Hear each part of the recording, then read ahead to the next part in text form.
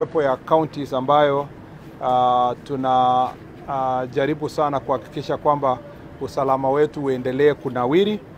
Tumekuwa na shida kadha wa kadha kwa miaka 10 ambayo imepita, lakini kwa muda huo tumepiga hatua kubwa sana, haswa kupigana na adui kutoka nchi jirani, mambo ya Al-Shabaab na mambo ya Terra, na tunashukuru kwamba kuna mabadiliko makubwa sana, haswa tukiangalia mambo yenye ilifanyika kutoka mwaka wa 2023 kufikia mwaka jana, mwisho wa mwaka jana na mwaka huu tumekuwa na utulivu wa hali ya juu, na utulivu huo umechangiwa sana kwa zaidi na askari wetu ambao wanafanya kazi sehemu hii wakishirikiana, tukisema kwamba wakishirikiana kwa ile sekta tunaita multi agency approach, ambao askari wetu wa polisi na formed up units tofauti ya polisi, askari wetu wa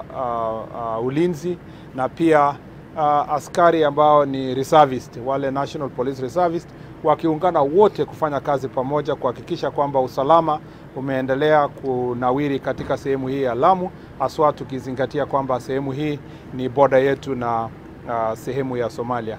Na pia ningependa kuarifu kwamba kwa sababu ya usalama huo tunafurahia kwamba wenyeji wengi, wananchi wengi wanashirikiana na timu ya security. Kama ingekuwa wananchi ambao wako tayari kushirikiana na security team yetu, hatungekuwa tumepiga ile hatua yenye tuko nayo, na tunawashukuru wananchi wa Lamu kwa sababu ya ile kazi tunafanya pamoja na serikali. Bado tuko na changamoto, na ni vizuri wa Kenya wajue ya kwamba mkisikia katika sehemu zingine za Kenya kwamba kuna utulivu katika taifa letu kwa mambo ya terrorism, ni kwa sababu wa maafisa wetu pamoja na wananchi ambao wanaishi katika mipaka yetu wanajitolea muhanga kuhakikisha kwamba usalama umenawiri. Kwa hivyo kwa miaka hizi 10 ambayo tumekuwa na shida hapa na pale, tunaona kwamba utulivu umetokea kwa sababu ya kazi ambayo tunafanya pamoja, na ninawashukuru maafisa wote ambao wanatumika hapa kwa sababu ya kazi hiyo. Ya pili, ningependa kusema kwamba katika mambo ya Terra ni kitu ambayo tunapigana nayo kila siku, kwa sababu ikiwa bado usalama haujanawiri katika nchi jirani, utaona kwamba ile changamoto bado itakuwa katika taifa letu. Na kwa hivyo hata kama Kenya kama nchi tunaendelea kushirikiana na nchi zingine kutafuta suluhu ya kudumu katika nchi jirani ya Somalia, lazima tuendelee kama Wakenya wenyewe kupambana na kulinda mipaka yetu. Na kwa hivyo hiyo kazi itaendelea na itakuwa ni kazi ya kila siku, sio kazi yenye tunaweza sema kwamba itaisha siku fulani. Ulinzi wa taifa kama vile mjuavyo ni kazi ya kila siku, na tunashukuru wale wanajitolea kufanya hivyo. Ya pili ni kwamba sehemu hii pia unakumbwa na shida zingine ambazo ni shida ya mashamba na maskwota. Kama vile nilisema jana kule Kilifi, ile changamoto tuko nayo na mambo ya mashamba ni sawa kwa Kilifi na sawa kwa Lamu. Haswa tukiona shida ya maskwota na kuvamia shamba za kibinafsi na ranches ambayo iko sehemu hii. Kwa sababu hiyo tunataka kusema ya kwamba tunapambana na wale ambao haswa wale wanafanya uhalifu ya kuuza ama kuvamia, kutafuta watu wa kuvamia shamba za wengine, na watu hao wanavamia shamba alafu wanauzia wananchi wengine ambao hawana uzoefu ama hawaelewi kwamba kama wenye wanauza wako na haki ya kuuza ama hapana. Ni matapeli ambao wanachukua mashamba alafu wanauza. Saa zingine wanatumia vyeti ambavyo ni sio halali, sio ya haki, na pia saa zingine wanatumia title deeds ambayo ni fake. Na hawa kama vile nilisema jana, hawatumiki peke yao. wao wanasaidiwa na maafisa ya serikali, tukiwemo kuna machiefs ambao wanakosea serikali kwa sababu wanakosea wananchi. Kuna maaskari, kuna wafanyakazi wakiwa kwa lands office. Tumesema ya kwamba ripoti yao iharakishwe na ipelekwe haraka ifikie idara ya DPP ndio wastakiwe kwa ile makosa wanafanya. Alafu sisi katika tutarecommend kwa Public Service Commission hawa wote wenye wanafanya kazi hiyo waajishwe kazi, kwa sababu hatutaki watu wenye wanafaa kulinda wananchi lakini wanatumia nafasi yao kuumiza wananchi kwa kuwanyang'anya mali yao. Na ndiposa unapata masuala mengi ambayo niliulizwa hata nikiwa bunge juzi, inahusikana kwamba tuko na court order, lakini tukitaka kufurusha wale ambao wamevamia shamba unapata kwamba ni watu 1000, watu 500, watu 2000. Inaleta changamoto ya kuumiza hawa watu, kwa sababu wengine kwa kutojua wameingia katika kununua hizo mashamba. Na pia kuna watu wana rent squatters, yani wanachukua squatters ya kutumia kiolela kujaribu kunyakua mashamba, na wanatafuta masquatters kwa kila sehemu ya Kenya wawalete hapa ndio wapate unyakuzi wa shamba ya kibinafsi. Pia tutapambana na wao na tutapambana na wale wanawasaidia, na mtaona kwamba baada ya ziara yangu hii tutaona maafisa wa serikali ambao wanahusika wakistakiwa na wengine kuajishwa kazi, ili tulete order katika Lamu hii, kwa sababu kuna uhusiano ya wale ambao wanasikia kwamba haki haifanywi na pia mambo ya insecurity ya mambo ya terror. Kwa sababu kuna watu wanaona kwamba wasipofanyiwa haki pia wanasema sisi hatutahusiana na serikali kwa kupambana na ulinzi wa sehemu hii, kwa sababu hatutaki watu wetu wakufe moyo. Tunataka waishi Kenya wakijua kwamba ukuwe mkubwa ukuwe mdogo, ukuwe unatoka dini hii ama dini nyingine, ukiwa unatoka jamii kubwa ama ndogo, kwamba haki yake inalindwa kwa taifa letu ikiwa ni sawa. Tunataka watu wa Lamu waishi pamoja kama wa Kenya, wa dini, kabila na jamii tofauti tofauti, kuhakikisha kwamba tunapeleka umoja wa Lamu pamoja. Bali na hayo, kuna shida kidogo tuko nayo kati ya pastoralist na wale wako farmers. Saa zingine tuko na shida kidogo ya mambo ya corridor ya kupeleka wanyama kutoka sehemu nyingine hadi nyingine wakati ya kiangazi na wakati kumenyesha. Tumeambia county commissioner na county security team wajaribu kutumia njia ya negotiations kuhakikisha kwamba sehemu hizo zimefanywa vizuri na uhusiano ya wananchi kutoka counties tofauti wamefanya kazi pamoja. Tumeona kutoka Kwale ikikuja Kilifi, imekuja hapa Lamu. Hizo county tatu tuko na masuala mengi ya boundaries kati ya county moja ama nyingine, kama hapa na Tana River, hapa na Lamu na Garissa, kama Kilifi na Kwale na Taita Taveta. Hiyo yote tunaona kwa ripoti yetu sasa hivi, tunaona hiyo ni changamoto nyingine kuhakikisha kwamba counties wameheshimu na wamekaa katika boundaries ile imekuwa established, yenye inasaidia kukaa pamoja, ndio ikuwe rahisi also kuhakikisha administrative units na communities vile wanakaa kwa amani, wakijua kwamba kama ni grazing area, kama ni operation area, wamekaa pamoja kama kitu kimoja. Yale yengine tunashughulikia kama vile nimesema ni haki ya maslahi ya wafanyakazi ambao wanafanya kazi katika sehemu haswa ambayo ni security operation kama hapa. Nia yangu ni kuhakikisha kwamba maisha ya wale wafanyakazi wa serikali haswa polisi wetu, ngao officers wenye wanafanya kazi ya security wamesaidika, kuhakikisha tuko na housing, tuko na offices. Unaona the challenges tuko nayo hapa kwamba ofisi hata ya county police commander na county security team hawana ofisi ya kutosha. Tutashirikiana na pia wanahitaji mahali pa kulala pazuri, ambayo wakitoka kazi ngumu wenye wanafanya wamepata mahali pa kupumzika ili wapate nguvu ya kufanya kazi keshowe. Kwa hivyo kwa kupitia hiyo tutafanya kazi na housing kuhakikisha kwamba zile houses rais ali promise ya 17,000 ya police officers, tunaanzia sehemu kama hii kama Lamu na zingine ambayo ni pembeni na ni sehemu ambayo wananchi ama wafanyakazi kama polisi wetu na ngao officers wana struggle, we want to make sure that we facilitate them, including kwa mambo ya magari na mambo ya marupurupu ya kuhakikisha kwamba wanaweza kufanya kazi yenye wanafanya. Tunataka kuweka kibao mbele wafanyakazi wa serikali ambao wanajitolea muhanga kupambana na majangili ya kila aina. Asante sana. Waziri, swali tu mbili kutoka kwangu. Ya kwanza ni kwamba kuliripotiwa kwamba kuna shambulizi katika kambi ya GSU kule Boni, msitu wa Boni, na kwamba inahofiwa kwamba baadhi ya maafisa hao huenda walitekwa nyara. Hebu tufafanue kuhusu leo unasema leo ama ile ya juzi? Tunasema kwamba na hiyo ni swali nzuri sana, kwa sababu changamoto tunakuwa nayo ni ripoti ambazo zinatoka vyombo vya habari ambayo sio rasmi.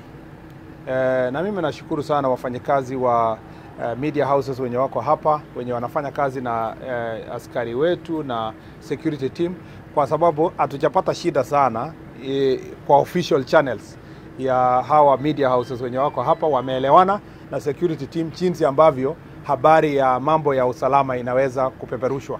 Lakini kwa sababu sasa kila mtu amekuwa mwanahabari kwa sababu ya simu ya rununu, piga picha na social media, tungeomba wale ambao wanafanya ripoti zozote zenye zinahusiana na usalama wajaribu sana kupata kuhoji timu ya usalama. Pikia county commissioner na county commissioner ako tayari, pikia regional commissioner ako tayari, upate brief ya security. Hata kama unataka kufanya ripoti upate upande ule mwingine wa habari, na kama hata sio hapa upigie ofisi ya Inspector General ya police, wako na communication person, ama ofisi yangu, tutaleta habari kamili na hatutaki kuficha chochote. Kwa ile uvamizi ya kusema kambi ya GSU imevamiwa, watu wametekwa nyara, wamefanyiwa nini, hiyo sio ukweli. Habari kamili ni kwamba kama vile nilisema hapo awali, ile changamoto ya kupambana na hawa majangili unaendelea kila siku, na wanajaribu kila siku kujaribu kuumiza askari wetu. Lakini kwa siku hiyo tunashukuru kwamba hakukuwa na jambo kama hilo, na tunaomba kwamba askari wetu tuendelee kuwaombea kama Wakenya, wakiwa wanajikaza, wakiwa huko mbele kung'ang'ana, kwamba maombi yetu kila siku ikuwe kwamba waendelee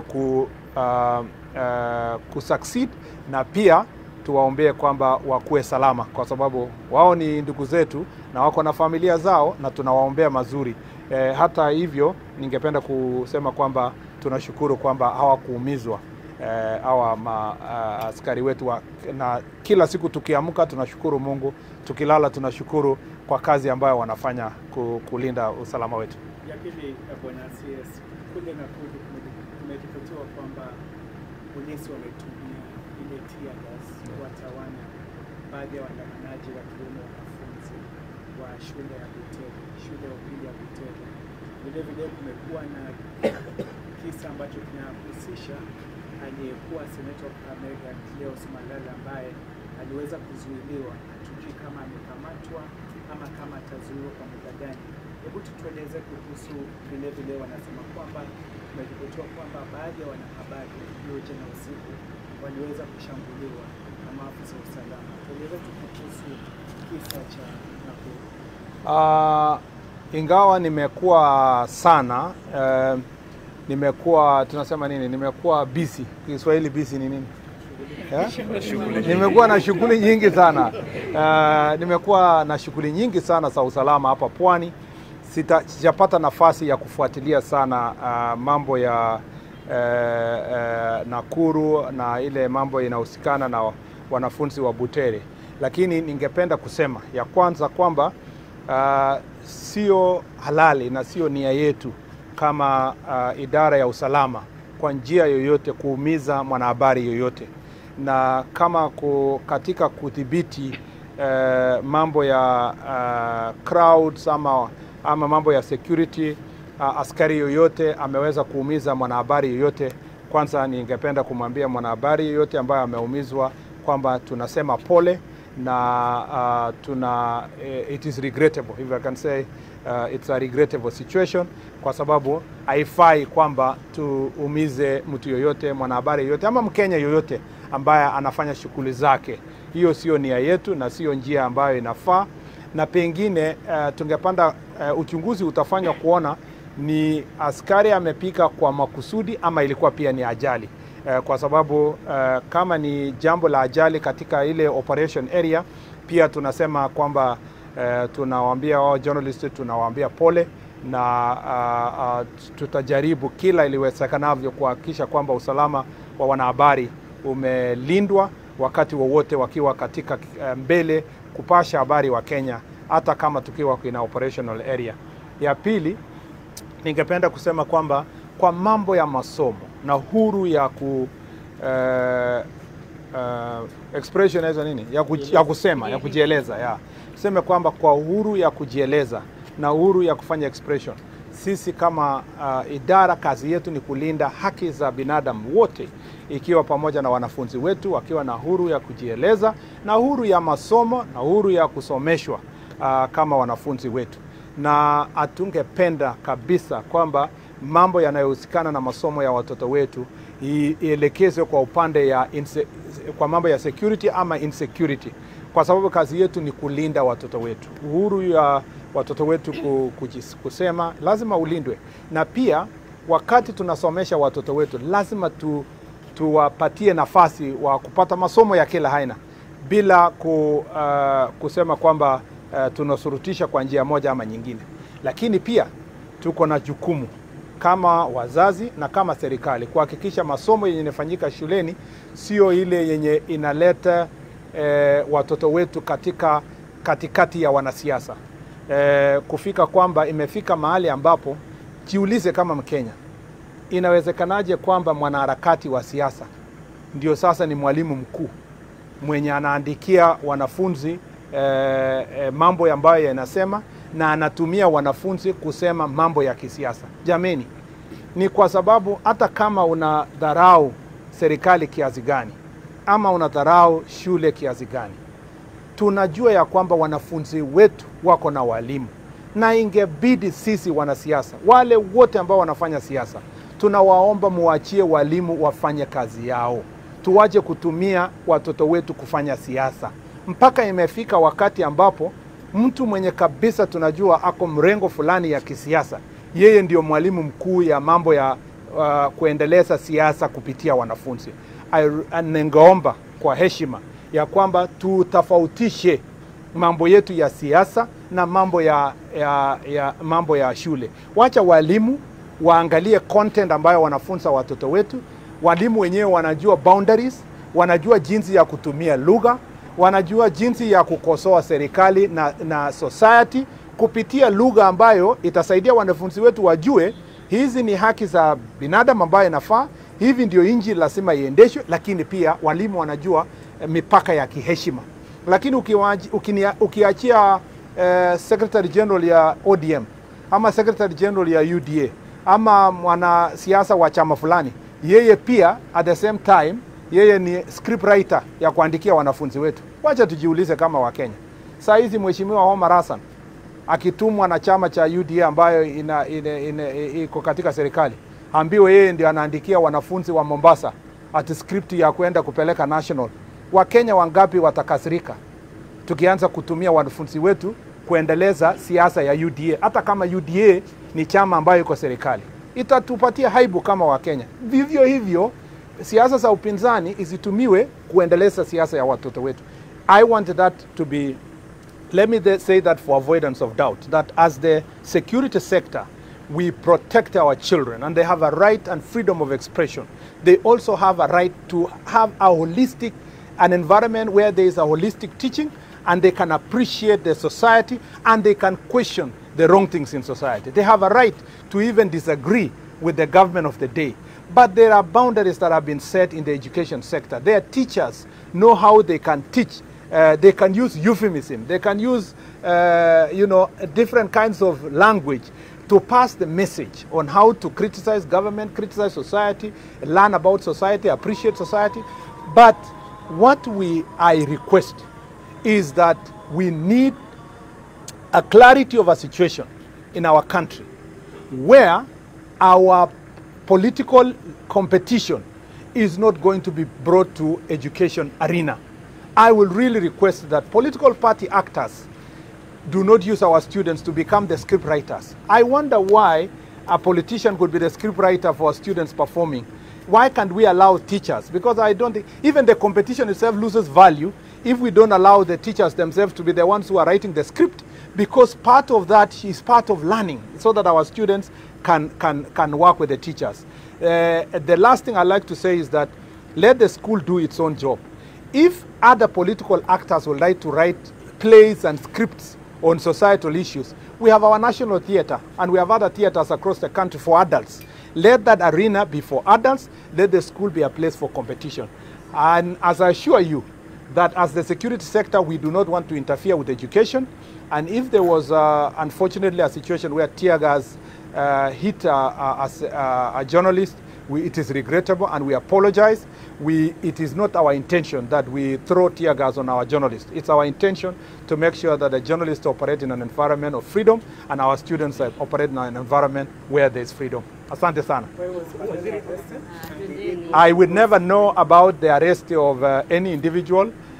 It is the responsibility of National Police Service if there was any offense that was committed, and when someone has been arrested, as has been reported that somebody arrested yesterday, it is by law that they must be produced in court within 24 hours. And if not within 24 hours, if investigation are still on, they must be released on bail or as per the law itself. So we don't intend, we follow the law, and I am confident that the National Police Service will handle any suspect through the proper security channels without breaking the law. Thank you. Asante sana. Thank you. Acha vitina. Amos.